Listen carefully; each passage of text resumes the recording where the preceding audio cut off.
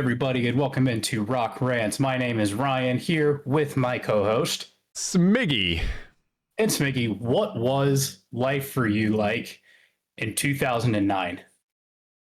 What was life like for me in 2009? Well, I learned what Mennonites are in 2009. Okay, I still don't know what that is, but there's one. Yeah, well, it's the guy from Kirby that was banned in Super Smash Bros. Brawl. I think it was. No, obvious joke, obvious there being Mennonite. Legitimately though, I did learn what Mennonites are in 2009. I know this is not where you're trying to lead me, but we're gonna get off topic immediately. No, okay. But Mennonites are essentially like I'm gonna butcher this, but they're like Amish adjacent. I think they're like Amish, but they're allowed to have a few technical things. I'm not 100% sure on that, but the reason being is because the middle of the state that I live in, Pennsylvania, is basically we're referred to as Pennsyltucky or Pennsylvania because we are the East Coast. We are Pennsylvania, and people think of Pittsburgh, people think of Philadelphia, maybe even Erie. But in the middle, we're just all farm and Amish land. So the one year we made the state title game in soccer in high school, and we played a Mennonite team called Christopher Dock, and they beat the hell out of it. They didn't beat the hell. They beat us 2-1.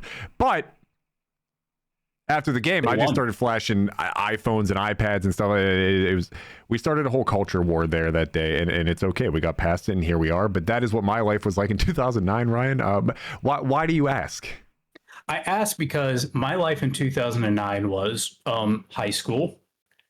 My music taste was changing, I would say. I was into a lot of oldies at the time. That's when I discovered the Beatles, listened to that. But on the other end of the Beatles, 2009 was when bands that I refer to as Warped Tour bands were absolutely thriving. Think like Attack Attack, Dance Gavin Dance, Bring Me the Horizon, and the band that we're talking about today, Of Mice and Men. So, as the title suggests, if you've clicked on this, we're going to be discussing Of Mice and Men's new album, which came out just about a month ago, Another Miracle. But first, some rock news around the world. You sent this to me a couple days ago. Poppy, we've covered Poppy. She dropped like 3 new songs. Is that right? 3 of them. I think so, yeah. She got an album coming out in January. Two of the songs were really good. I didn't get to listen to the third one yet, but I talked over Smiggy, so you probably didn't hear him. Album coming out in January from Poppy. We just did Negative Space is what it's called, right? Right, yeah. We just did that album. I think she only came out with it about a year ago, and here she is. She's hard at work because she's also been on tour. But I'm going to be honest. I can't even remember which 2 songs I listened to, but I liked them. Like it makes me excited for the next album. Yeah. Yeah, 100% that. I don't remember the name of the song I listened to either. There's 3 of them. They're all just released as singles. It says right above it or whatever that the album's coming out. I want to say January 28th, something like that. But Smiggy is currently all hopped up on the Dayquil and whatnot. I've been sick for a few days, which is giving me, you understand the vibes when you take a little bit too much of your medication. But that is the exact kind of vibe that you should be listening to Poppy with. She's a little bit different, a little bit more out there. We talk a lot about like atmospheric, spacey, kind of just drift away vibes. That is Poppy to a T. So if you've maybe been sipping on the proverbial lean a little bit too much, maybe you go listen to those 3 songs. Maybe you go find out that you like a new artist, because I think still to date we haven't obviously talked about what we are rating this album today, but I want to say that Negative Spaces was number 2 for both of us, maybe, or number 3 at worst for one of us. I think it was 2 for me, maybe 3 for you. I can't remember. We'll go either way, an extravagantly rated album. So please God, go support those who deserve it. The next part of the news I had was festival announcements are coming all over the place, all over the U.S. Lots and lots of festivals. One that I'm going to bring up, because this is one that you and I might get to go to, we'll see, is Sonic Temple.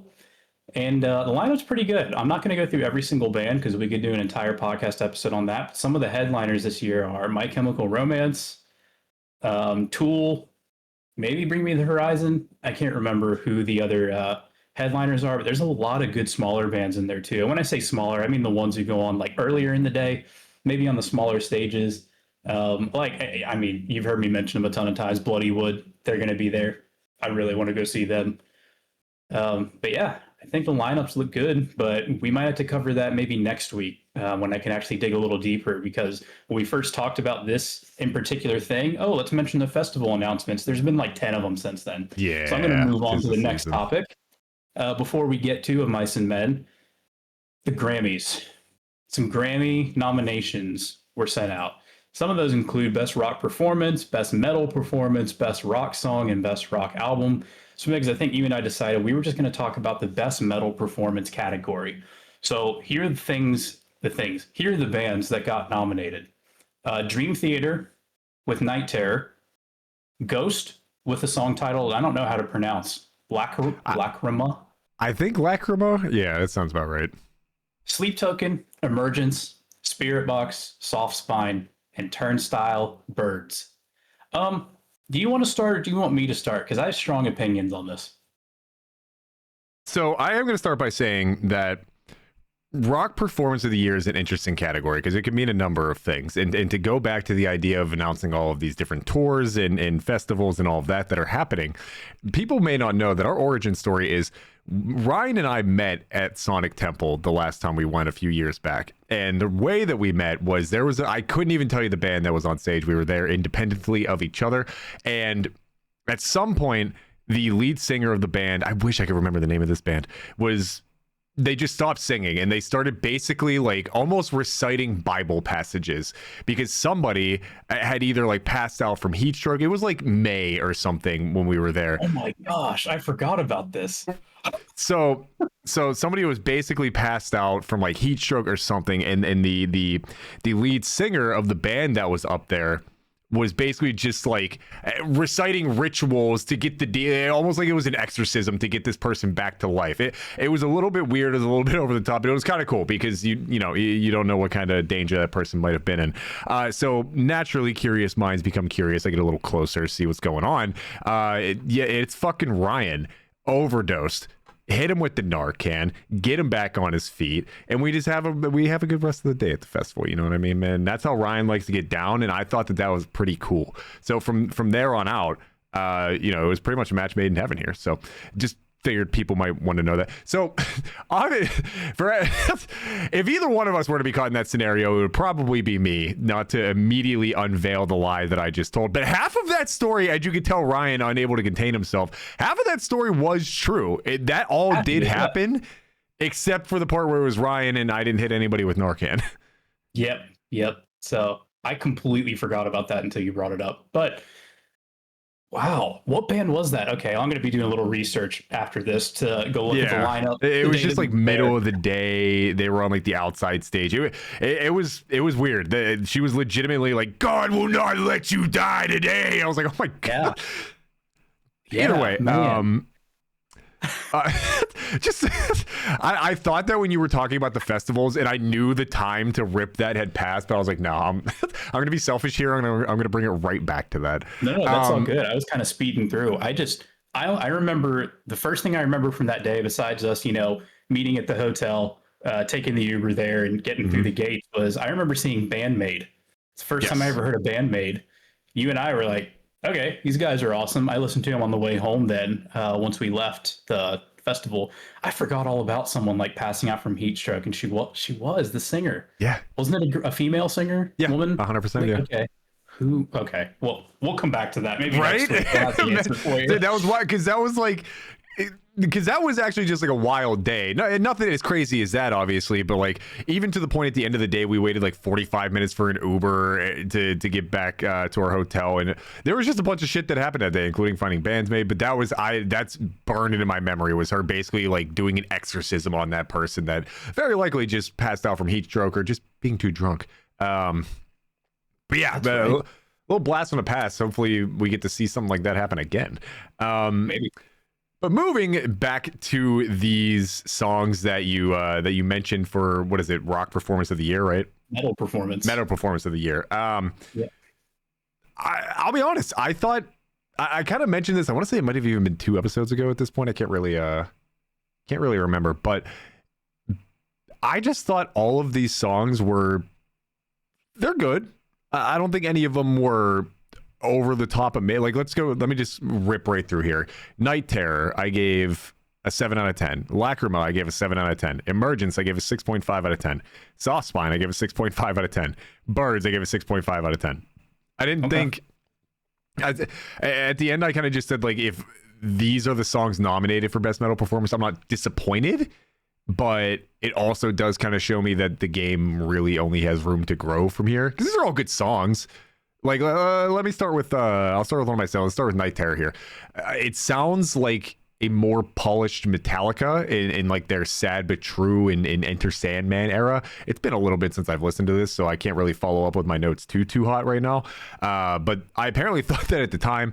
I said it's a fun shift around the like. Oh, this was a long song too. This was like an insanely long song. Like a fun 10+ minutes. Yeah, I was going to say like 11, I thought, something like that. But I said there's a fun shift around the 6-minute mark to a more modern, digital, almost Castlevania video game soundtrack sound.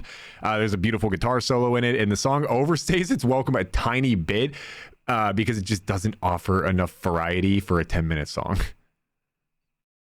Fair enough.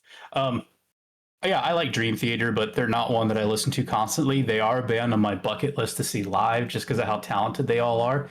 I mean, you can record a 10-minute song in the studio all day. Seeing these guys do it live, though, you know, one take straight through, I would love to see that. I think these guys are all masters at their instruments and what they do. So that's all I'll say for now. So tell me this. Of these, which one... Because we should probably get to the actual album at some point here. But yeah. I want you to tell me first, which of these songs you think is least deserving of Performance of the Year? It's Emergence by Sleep Token. And I'm only saying that because, I mean, I love Sleep Token. If you've listened to the episode, you know that. But, and you and I have talked about Sleep Token. It's just, we don't get too hung up on genres around here, but it's not metal. I don't think that it's metal. It's a pop song that has like heavy guitars in it sometimes. So yeah. If you want to put it in best rock nomination, that's fine, but I don't count this as a metal song. I feel the same way about Turnstile, and I feel the same way about Ghost. I liked those songs, but I think Ghost maybe like the 80s glam metal type thing, but I don't know. Just in my opinion, if anyone besides Dream Theater or Spirit Box wins this, I'm not going to be upset, but I do think that I don't think they classify as metal. Yeah. No, I know what you mean. And it's weird because a lot of these bands, and even including today, I think of Mice and Men do a pretty good job of staying relatively traditional. But you see a lot of these bands that we cover start to venture out of the what I guess you would call metalcore or metal period. A lot of these bands kind of venture out with more electronic feels, like you said. Emergence it's just not a metal song. It's pop, like almost. I hesitate to say poppy when we do this now because we covered anyway. But I agree. I think probably Dream Theater would be my pick out of these to actually win it. Emergence. I mean, this song pissed me off when it came out, and it still does now. I don't know what to tell you. I think. Oh, wait, hold on. I had these notes from when we were doing the Pinkly Smooth song. I said, even though I'm about to praise Pinkly Smooth for similar reasons, Sleep Token having a song where the beat always feels one step ahead or behind is inexcusable. Honestly, it's a fine song, but far from best of the year. Which is crazy because Pinkly Smooth wasn't meant to be a good album. It was meant to be a freak letting his flag fly, and this was supposed to be good, and it just wasn't. Rather, it was just weird. So the song pissed me off then. It still pisses me off now. It's an okay song, but I would agree. I think that Night Terror, Dream Theater is probably my go-to. Okay. Again, the rest of them were they were good. They weren't great. For Spirit Box, I said you should really recommend that I listen to this band more. Can't believe you never have in the past. How'd you like Eternal Blue? How'd you like that album? For Birds, I said it's just radio rock. I actually said this for a couple of them. They're just radio rock in a good way. Radio rock's fine. Something has to play on the radio. Something has to appeal to the broadest audience possible, and that's radio rock. So things have to be that. It's just a lot of these are that. So I'd heard people throw around the term butt rock before, and I never knew what that meant. And I finally looked it up. Have you heard that before, butt rock bands? No. So butt rock bands are like 3 Days Grace or Papa Roach or Shine Down, stuff like Okay. that. And I found out if this is true, the term came from the local radio stations that are like, we bring you nothing but the best rock, nothing but rock. And it's like, Shine Down's new electronic song that doesn't even have guitars in it. So, Yeah. yeah, that's what that term means to me. And I wouldn't call any of these butt rock, by the way. Just when you said radio rock, it reminded me But of that. no, but it's in that they live in the same complex. They live in the same apartment complex. They just don't live together for sure. So I don't know. I think my summarization of it is basically that I wouldn't be disappointed if any of them won it, but I wouldn't.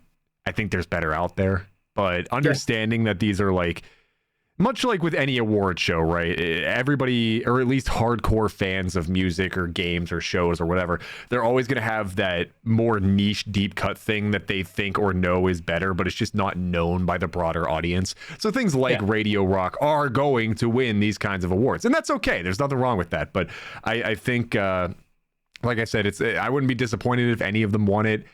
I don't think. I just know there's better out there. So, whatever. I'll say I hope Spirit Box wins because I'm biased and I love them. I think Ghost is going to win. So I'll just keep my prediction at that. Okay. Okay. But yeah, on to the topic, the star of the show.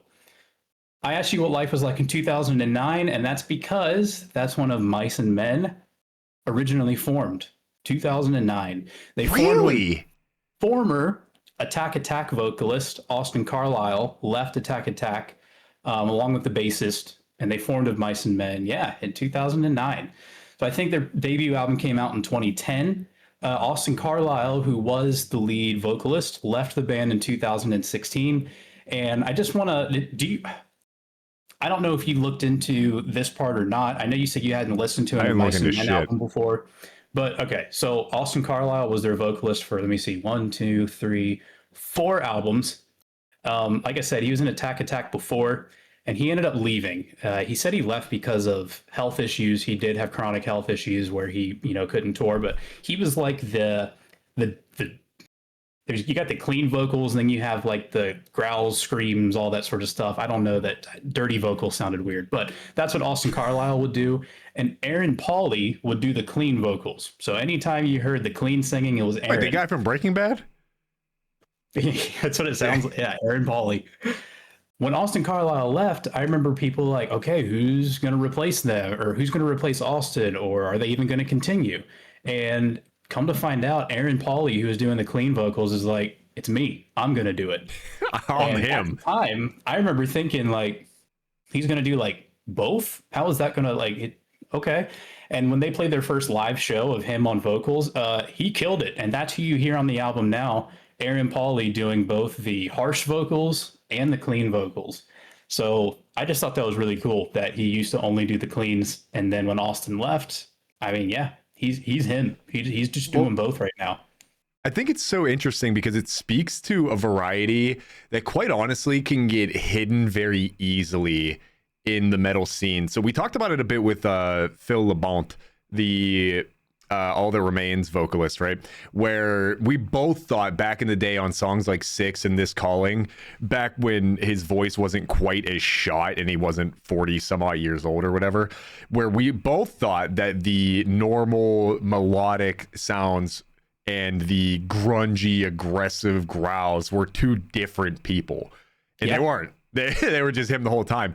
And I think that it's so easy to overlook that because, I mean, there is a real talent to growls and screams and all of that. You can tell when people are good at them. You can tell when people are bad at them. But to hit a bass line acceptable, I don't think is that hard in the metal scene. But to hit the more melodic tones in a way that isn't just nails on a fucking chalkboard is impressive. Because I'll look, and I'll even throw my goat under the bus here. I look at a singer like Matt Shadows, who can scream okay. Honestly, he really wasn't even that good at it when he did it, but he could scream well enough. But his melodic vocals, he doesn't have that good of a voice. He has a good enough rock voice. He has a good enough metal voice. He has a good enough yelling voice, but he truthfully doesn't really have that good of a voice as just a traditional singer. So whenever you get singers like this, like Aaron Pauley, like Big Fat Pauley here, I think it is that much more impressive because I think that the tones in the actual skill of vocalists can get overlooked in metal so easily because we're focused on the instrumentals. What is the theme of it? You know, is it 7 strings? Where's the guitar solos? Blah, blah, blah, blah, the drums, all of that, right? So I think when we get a singer who not only can do those aggressive parts, but can do the more melodic sounds well, above acceptable, I am much more willing to give credit to that because I don't think that that's something that we actually see a lot. It's a good way to put it. Like his lyrics, or not lyrics, his vocals aren't just acceptable, like you said. I think they're like exceptional. You know, I'm just gonna get into it. I thought his vocals were really, really, really good on this. So you told me before you had not listened to a full of Mice and Men album. What is your experience with them? Had you listened to any songs or before this? I read the book. Yeah, back in high school. Throw in your obligatory John Steinbeck references here, but yeah, that's about it. I'll be honest. I mean, when you said they formed in 2009, my brain was somewhere caught between they were way older and way younger than that. I don't like. I really had no concept of what was going on with of Mice and Men. I've heard the band's name a million times. Never really listened to if I have listened to a song, I couldn't tell you which one. Wouldn't recognize it as being theirs. Nothing. So this was pretty much slate clean, brand new experience for me. I wasn't sure what to expect in tone and aura and style and genre, whatever, other than they are metal and they have a cool name. I was impressed. I'm very impressed. We alluded a lot. We talked about where this might fall on our list of favorite albums, and I basically said in my top 5, it's not number 1, it's not number 5, it's not number 3. I didn't say if it was or was not 2 or 4, but it might be. And I'll be honest, I don't know that when we talked about that if I had the answer yet, because I think there's a lot going on with this album by way of there's not a lot going on with this album. Overall, it felt like an insanely polished album. There's an atmospheric, dark aura to the album as a whole. You get all your low-tuned guitars, maybe even some 7 strings in there. The verses have a heavier flow to them, and then you get to the choruses, and it explodes more into I don't want to necessarily say positive, but more resolute set of lyrics and tone, I suppose is the best way to say it. The album brings a really good controlled chaos to it, where rather than constant throat-shattering screams and anger like we just talked about, there's more of a simmering frustration to it. You're able to meld those two lyrical styles together, and every emotion and instrument felt like it was perfectly in place. So I had no idea what to expect coming into this. I think this is far from the best album I've ever heard, for sure, but I think it is just from front to back, without giving too many details yet, just really good. I think it's really good. I don't think any part of it blew me away, but 0 parts of it were disappointing to me. I think you nailed it. And I want to start by saying, when you said the guitars, I've been trying to think of a way for the last week of how can I describe these guitars and guitars that I like? Because just saying down-tuned, that doesn't really do justice, because like All That Remains, they had down-tuned guitars. Trivium, they do too. But bands like All That Remains and Trivium, their guitar has more of like a dun-dun sound, where this has more of like a burr, womp womp. That's the only way I could describe dur versus womp womp. And I like the womp womp and burr. So seal of approval, right? Likes the womp womps.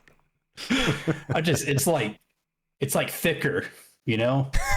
You are the guy that's supposed to be the one that knows the lingo. I'm self-taught, so I just sit here in my room messing with my guitar tone, like I need this thicker and more burr. I need the womp womps. But no, I think as much as I'm coming after you right now, I think everybody kind of knows what you mean. We're just not professional voice actors here. But no, I agree. There's and again, I actually don't know the lingo, but the best way I could explain it is anytime I have knowingly heard a down-tuned 7-string guitar, like for example, I know there's this is such a niche thing, but there is a metal cover of Doom, of one of the songs in Doom, and it's like the most famous song. If you think Doom, you think of the song, but one of the artists that I listen to, Family Jewels, does a cover of it, and there's right in the middle, they bring out a 7 string and just let that thing just melt your heart away, and it sounds exactly like that. So if you want to go look that up and figure out what the hell I'm talking about, it's this. You showed me that band, and that band definitely has the womp womp. So and the burble. But yeah, just a little bit about of Mice and Men. You said this was your first experience. Picture 2010's metalcore. All right, like Attack or something. That's what they used to sound like. They kind of evolved to be more radio rock friendly, and they said they let their new metal Linkin Park influences kind of come out. And I think they've even evolved since then to be more of a more modern metal take with this album. And yeah, I listened to one full album before this, in the past when it came out, and then just songs here and there, their more popular songs. So that's my experience with them. But I gotta say, I want to go back and listen to more after hearing this album. So really, really liked it, and I like the lyrics. I read a little bit about what Aaron Pauley said about it in an interview, and before I even read the interview, he just kind of put into words the way I was thinking about it. He said that there's really not one standout track that he can point to, because when they try to write their albums, they don't try to do filler songs. They want every song to mean something. And he said, while it might not seem like a huge spectacle on the outside on a song's first listen, it kind of gets a little deeper the more you dig into it, the more you listen to it. And that's how I was feeling. The first time through, I'm like, that was good. That was pretty solid. Yeah. And the more I listened to it, the more familiar I got with the songs. I'm like, oh, I never noticed this drum part before, or those awesome sounding guitars. Or when I actually paid attention to the lyrics for some of them, they really hit home, like some of the lyrics that they did. So yeah, the more I dug into this, the more I enjoyed it. Okay, so I think I had a somewhat similar experience where I listened to this album through probably 5 times total, give or take. And I think, again, as is with every album that we do, you kind of get a little bit more every time you listen through to it. And I am big on the idea of the album as the story that it's supposed to tell, at least in the context of us reviewing this as an album. I think what impressed me some of the most with this album was the opening. Not necessarily lyrically, anything like that. But I think the more you listen to it, the more you kind of understand the nuances of the flow switching, of this, that, the other. The album opens almost like a cinematic scene from like a gladiatorial or Roman expedition. I believe the song is called A Waltz, and it does everything it's supposed to get you buckled in for a 44-minute ride. It's cinematic. The opening is a slow burn, and we talked about the lyrics, or rather the vocal tones, being not just acceptable but exceptional. I love that we have a screaming lyricist where you can understand what they're saying. How many times do you hear screamo where you know what they're saying? Sure. It's incredible. That's Britney's thing too. She loves when you can actually understand what they're screaming. Yeah. Like, it's a good tone to use, but then I have the same complaint. I don't always love screamo because I don't know what yes, you're getting across the aura and the tone of what you want, but what are you telling me? So I think that, and the flow switch, I think like a minute and a half into the song, something like that. It's far from subtle, but it's still very seamless, where it kind of picks up pace a little bit. It gets a little bit more aggressive. Like I said, the verses tend to be a bit more heavy, whereas the chorus tends to be more expressive. The opening of this album, I think, explains to you what the rest of the album is going to be. So I just kind of explained, we're going to ping pong people back and forth here real quick, because I just kind of explained why I think the atmosphere of the album so far at the beginning has done very well. You were speaking about some of the lyrical intricacies here, and I'll admit, I really didn't pick out any lyrics from this album. There were a few times as I'm listening to the songs, like, oh, okay, cool, whatever, yeah. But there's nothing that I really like gravitated towards to like, oh, I should go look up what this meant, or like the blah blah blah. I want, what about these lyrics, or what particular set of lyrics, or whatever you have, kind of pulled you in the most here? Yeah, I'll talk about at least 2, and let's start with a waltz.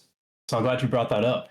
One, I like how there's actually orchestral instruments on this. I think that's a cool switch up. Whenever it does tone down, you can hear those in the background, and I think it even starts with some. But this song is basically about maybe doing something that's self-destructive, but you do it anyway, and you keep doing it, like a dance or a waltz. So one of the verses Amen, says, brother. "Betray our better nature in favor of wasting away. Man devolves back into creature, yet the orchestra continues to play." And then you hear the one, two, threes. So it's kind of about being self-destructive, but you keep doing it anyway. Which is Yeah. funny because one of my favorite of Mice and Men songs is from their 2019 album called Earth and Sky, and it's called Grave Dancer. And it has this instrument on it that I can't remember what it is, but it's not a typical instrument you hear in metal. I really like that so far of Mice and Men. The songs that I've listened to, they try new things. But listen to some of these lyrics from Grave Dancer from a 2019 album. It's also their opening track on this album, just like a waltz is on this one. It says, "Yeah, slowly sinking, headed for disaster, filling our lungs while we're circling the drain. Over and over, around and around we go, standing at the precipice of calamity, just one step from the edge. In the end, it makes no difference because we're all hypnotized by the siren's call. Then the song begins to play as we dance around the grave." And that song to me is also about a habit that is self destructive, whatever vice that is, but you continue to do it. It doesn't matter to you. The song starts playing and you dance around the grave.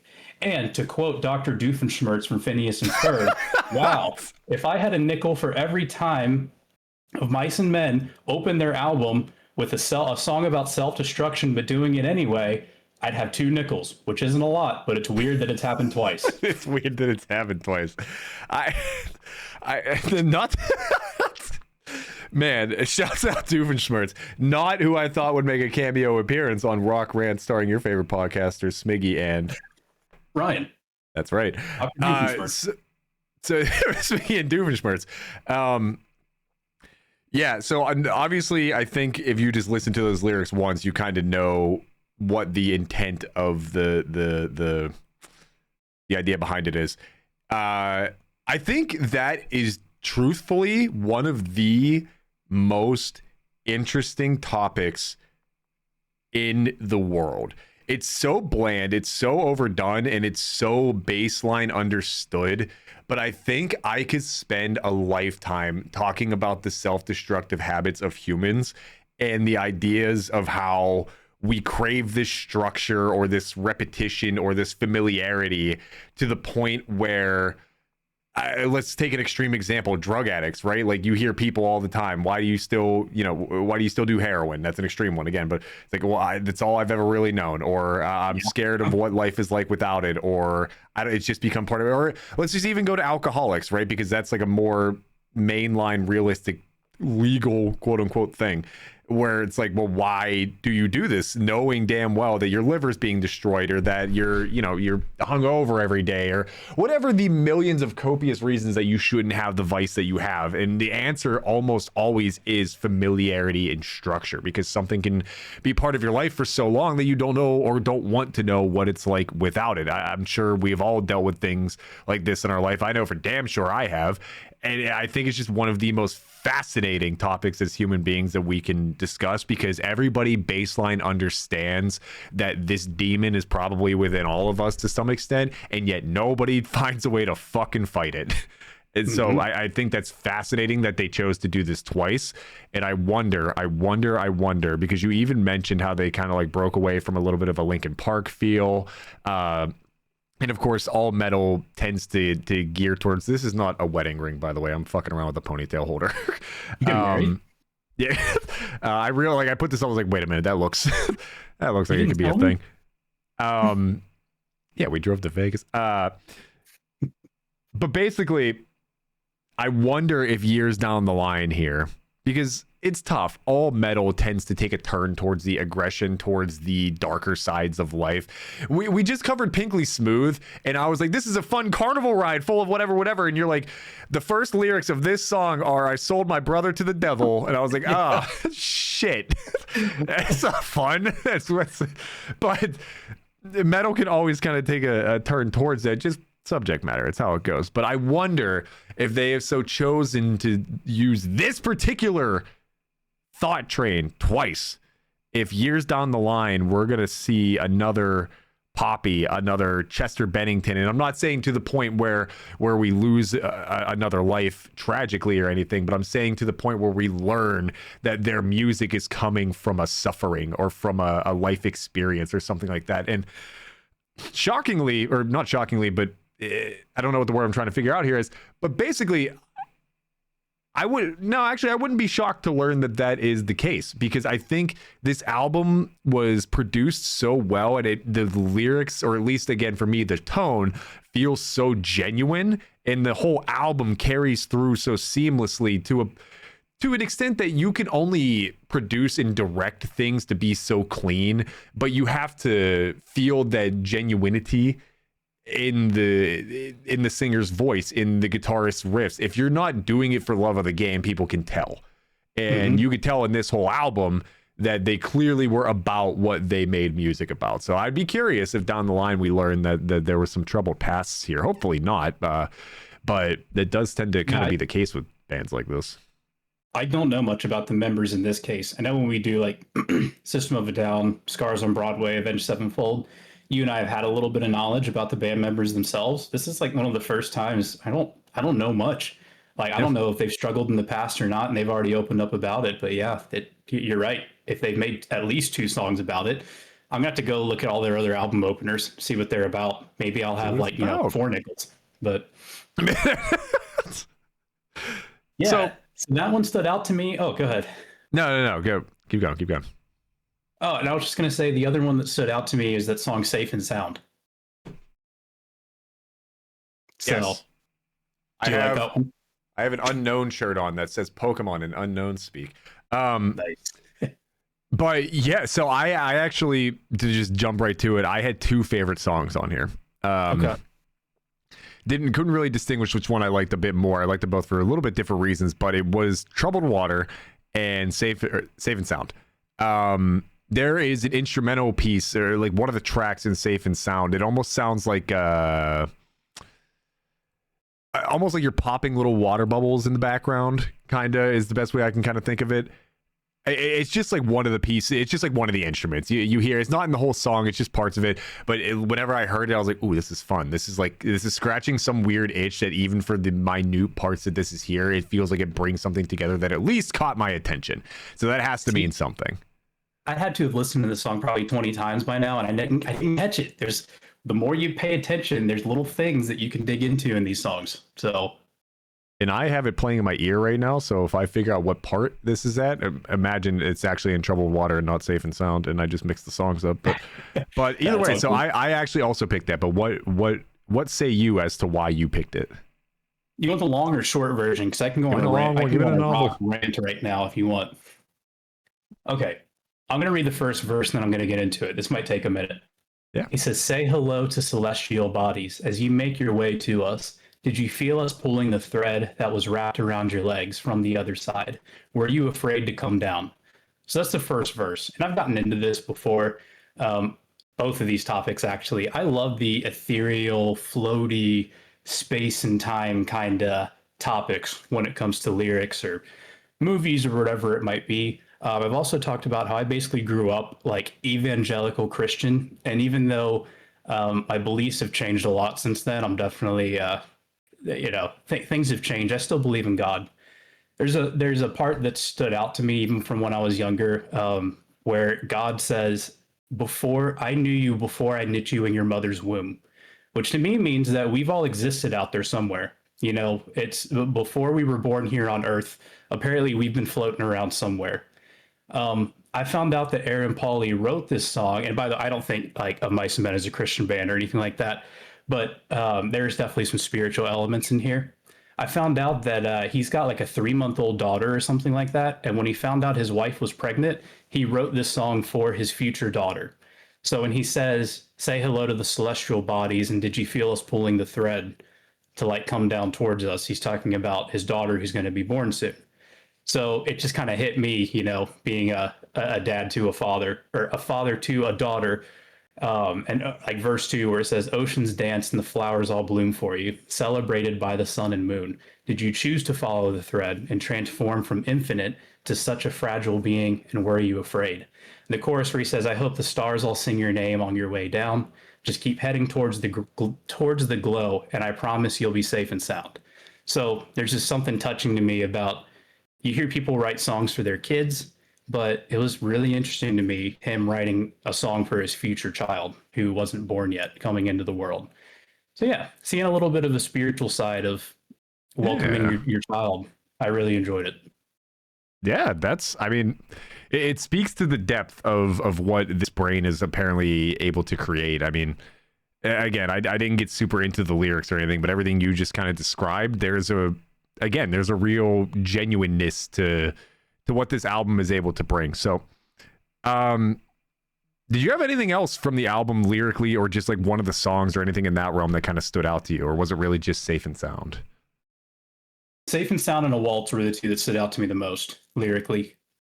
So I'm gonna ask you something now, because it's a podcast where we ask each other shit.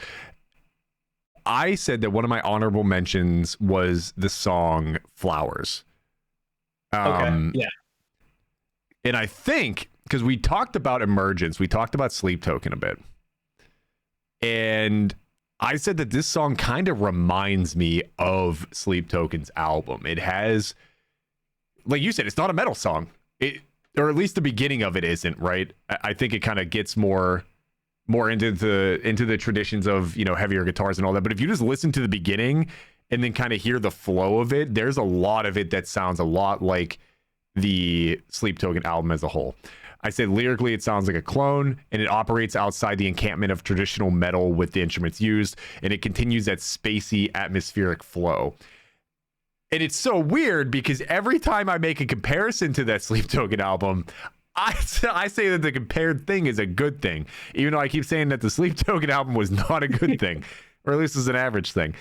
So there was something about when any band that isn't Sleep Token does this that's apparently really good to me. But I was wondering what you thought about that song, because I thought it was not top 1, 2, but I thought it was in the top half of the album for sure, and it instantly reminded me of Sleep Token. So one last thing about Safe and Sound before I answer your question on Flowers, I love at the end of it. Actually, it goes with both of these songs. I love how this new trend where even if you do have a slower song on your album, it doesn't have to just be acoustic and all that. You can get your heavy bits in there, and I like it. At the end of Safe and Sound, they do. I think they're called pick scrapes. I don't know who actually started them, but I first heard them from Gojira. Anyone who listens to Gojira will know what I'm talking about. I don't know how to make the sound with my mouth. But Spirit Box does them too, and they do it in Safe and Sound, and I love it. About Flowers, I do really like it. I like that it's a little bit more emotional lyrics. I like that you have the heavy moments in it, and I didn't like it at first. If I'm just going to throw that out there, and I didn't get Sleep Token vibes from it. Now I got to re-listen to it with a Sleep Token lens on and see if it could be a lazy comparison, but it's not one I sought out to make. So I don't know. Yeah, I didn't. I'll have to re-listen to it. I'll tell you why I didn't like it at first, and it's because of something that he says in there, basically talking about the storm in you. And when you're really hurt and going through troubles, he's like, I hope you feed the flowers along the way. And at first, I thought he was meaning, hey, even if you're going through tough times and your life sucks right now, I hope you're still doing nice things for other people. But sure, be nice to other people. But I'm kind of like, you can fix yourself and work on yourself before you have to continue to do things for others. But then I found a website where it goes through track by track, kind of an explanation. He says that we all have storms inside of ourselves and flowers inside of ourselves.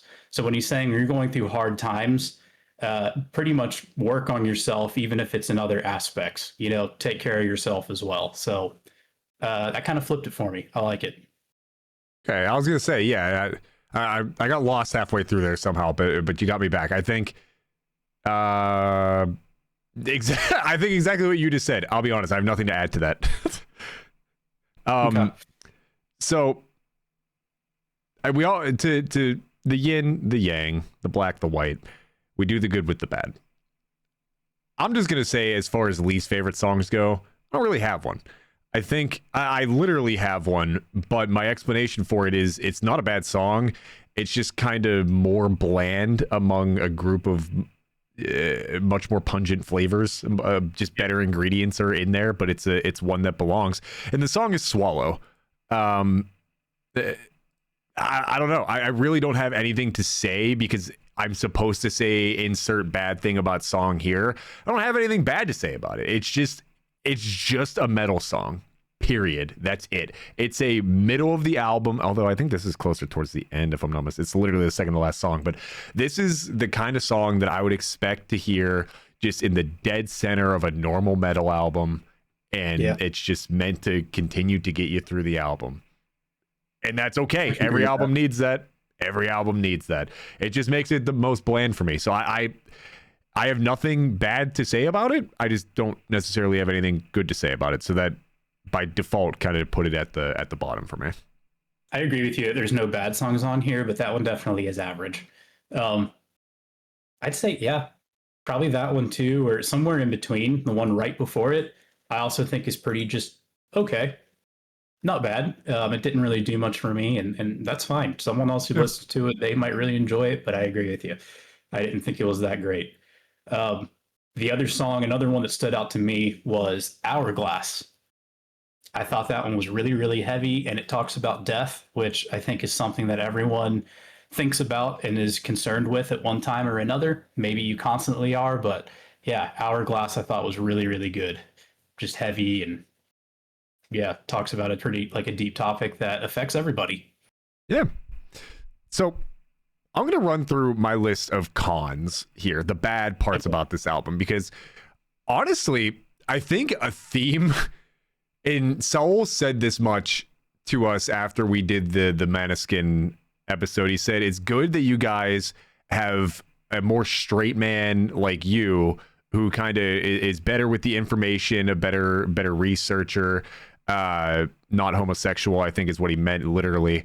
But all of those things combined, where you are kind of the more put together host of this show, and then I am the one that is not scared to get in there, bash the shit out of something, piss off a fan base or two, admittedly sometimes to a fault. I think COVID, for me, much like a lot of people, helped me see the darkness, helped me attribute bad faith to more things than I should. But to that end, I think a lot of these albums that we've done, I've had even the 7 out of 10s, the 6 out of 10s, I've had some pretty nasty stuff to say about, including Sleep Token. And this album didn't elicit any of those feelings for me, really. I think that it is the worst I could come up with is that it's an amazing radio album. And that is supposed to be an insult. We talked about it already, so I'm not going to beat it to death, but the radio needs the songs that are going to appeal to the broader audience that you could just slap on there. They're not going to offend anybody. It sounds like traditional metalcore or metal or rock or whatever genre you're trying to listen to on the radio.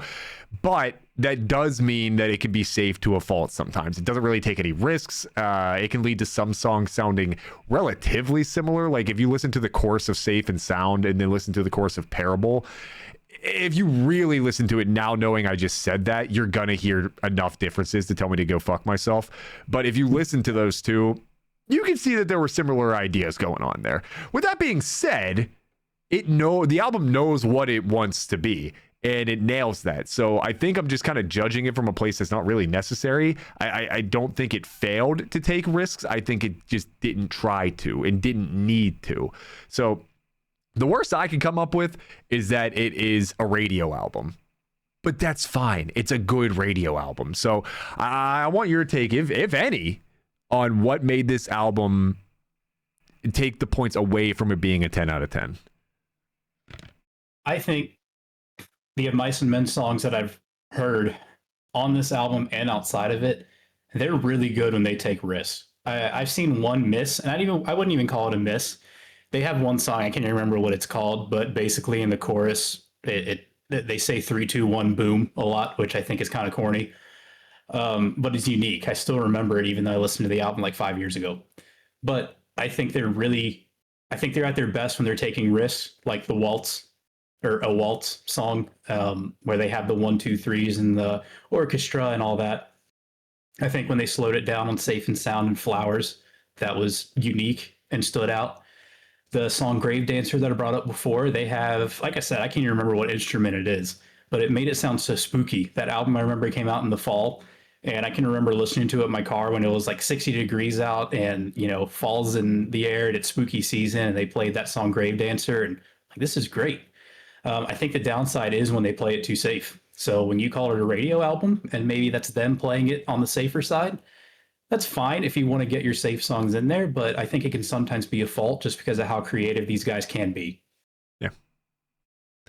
Yeah, I think there's a time and a place to make these kind of albums, right? And I truthfully, I don't really know what the lifespan of a band looks like anymore. I mean, you have your Metallicas who have been around since the Model T car has been around, and then you have bands that fizzle out in 5 years, have their peak and die off immediately, right? So 16 years, pretty good run. Are you still an infant in the game? Are you somewhere in the middle, or are you a veteran? Is, I guess, to be determined by other people. So I think with that much time in the game, you probably can get away with an album like this to just be average, to just be okay. Taking your word on it, obviously, because I haven't really listened to Of Mice and Men outside of this. If they nail it when they take those risks, then I think you get into the territory where if your next album is like this, then you start to think, okay, you're clearly a good band, if not still a great band, but can you now be considered in that next upper echelon of bands that are genre defining, or that the next generation, like, I think of it, will the first generation that comes around after you are retired, so for example, let's just say Metallica is done in the next 5 years, right? Will your daughter's generation know of Metallica and be listening to Metallica? I think that is what would make you one of those genre defining, genre changing kind of bands. Metallica, extreme example. They're Metallica. But will Of Mice and Men be able to reach that kind of height by the time they're done? It sounds like if they are willing to do a little bit more next album, then yes. And if they're more willing to just kind of keep doing what this is, they'll still be, an A- or a B+ or something. But I also would like to see what they're capable of outside of what their comfort zone is. But I'll admit, their comfort zone's a pretty good place to be. Yes, it is. As we're coming to closer to the end of the podcast, was there any other topic you wanted to cover before we get into, I was going to say fun facts, but I don't really like that term, but it's fun facts for lack of a better term. No, I mean, honestly, the last thing I really had to say about it was just the pros to contrast the cons, but it's everything we've already talked about. It's a confident, polished, knows exactly what it wants to be kind of album. It's comfortably metalcore. You got your down-tuned riffs, you got your electronic accents, you got your aggression. You got your aggression with melodic control. You got the lead singer's voice it has a perfect range. Most vocalists who scream do not sound good when they do normal singing. And shockingly, for one of my pros, it's an amazing radio album. It was my last pro and my first con, because it makes it still a really good album. Just let's see what you got next time. So that's really all I had left. Okay.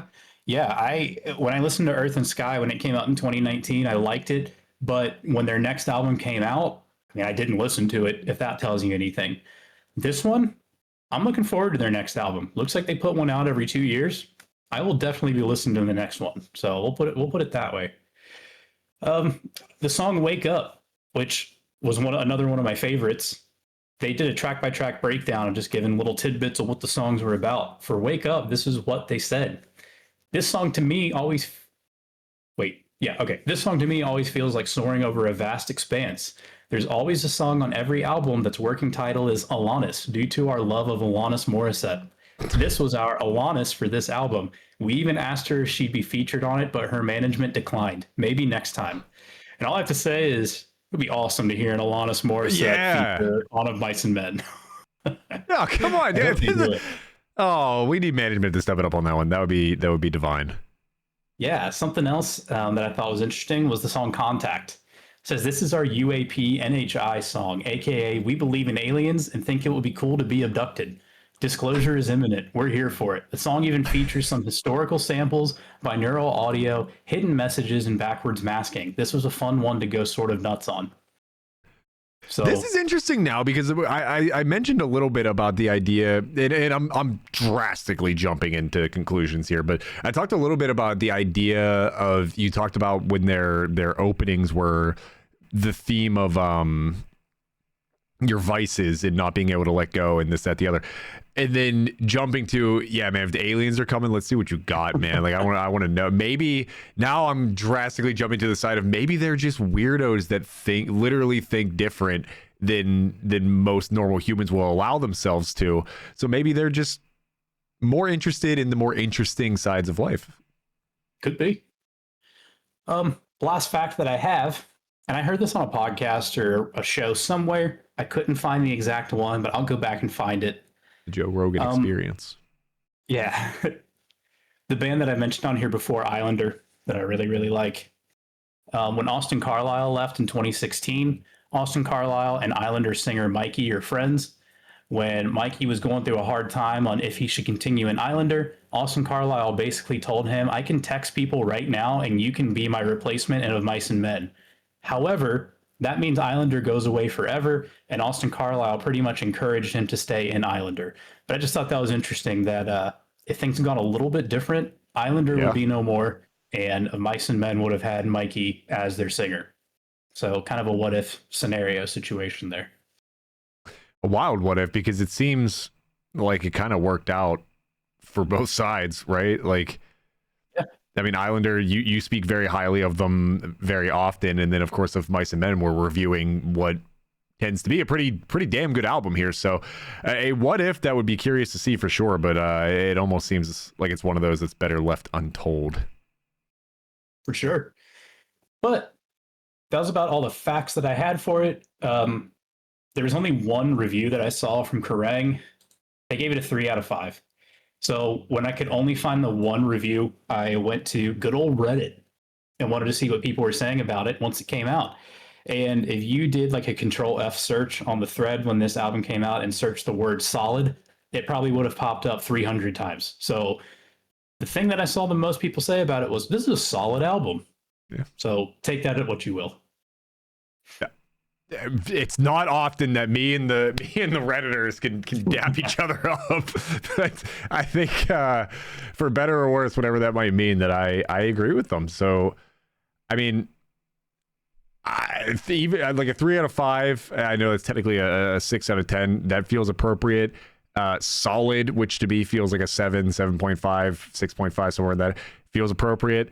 Honestly, I wouldn't be shocked if somebody gave this an 8.5. I wouldn't be shocked if somebody gave this a 6.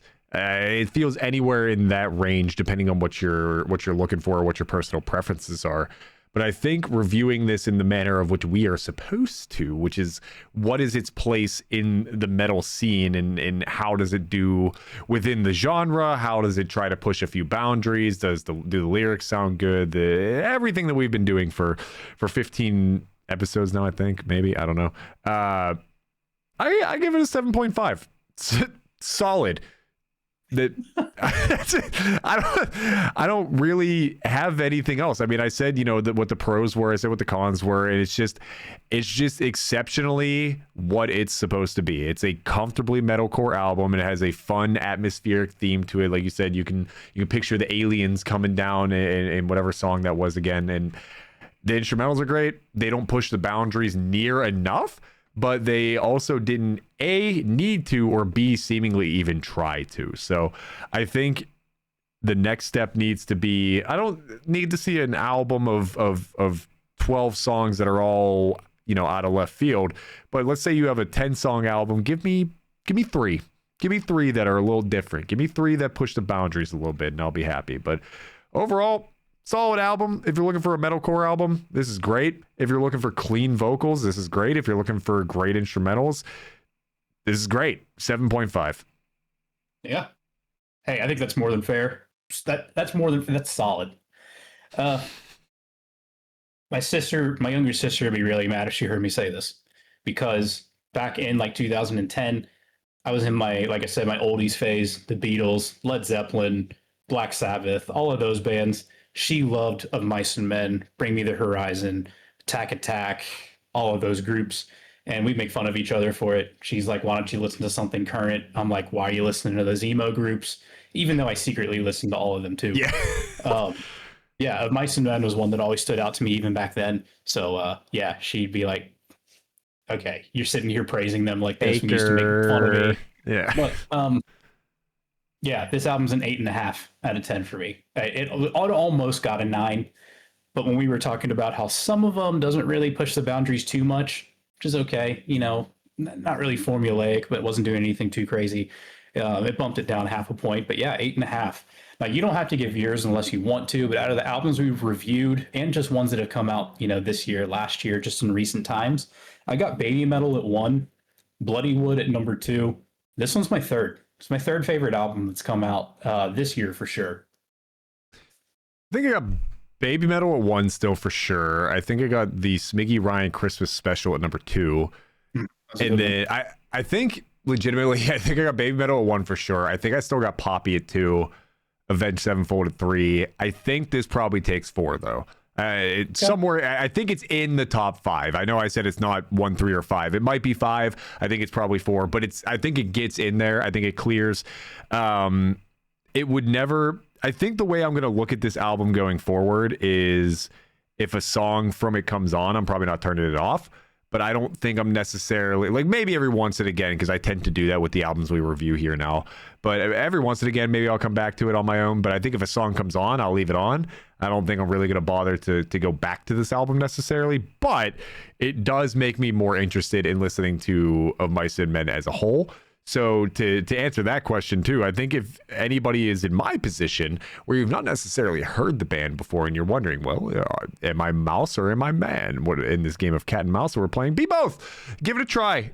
Play both roles. Who cares? See what you like here. I think this is a good place to start if without knowing anything about the rest of Mice and Men. I think this is a good entrance to at least thinking that they're a good enough band to give more of a try. Agreed. Well, any other closing thoughts? Because that's about it for me. Man. Nope. I don't know what's next either.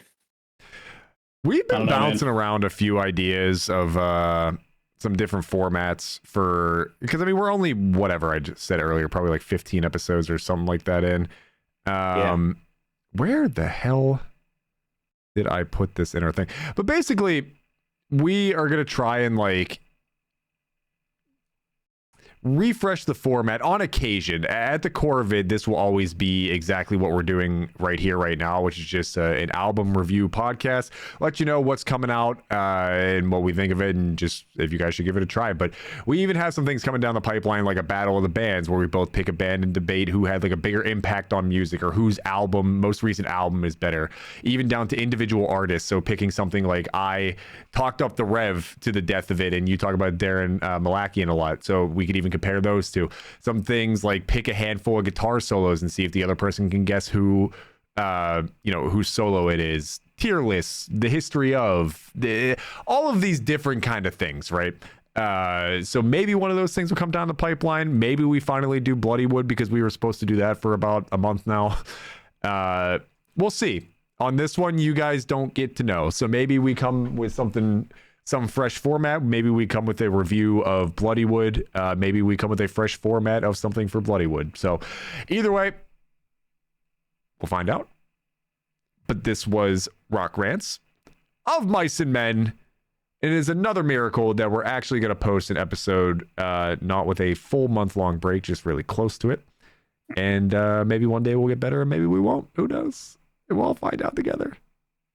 We'll see. To that end, thank you all for rocking with us. My name is Smiggy, joined always by my beautiful co-host, Ryan. And from us and Dr. Doofenshmirtz, this has been Rock Rants. Love you all. See you guys next time. Bye.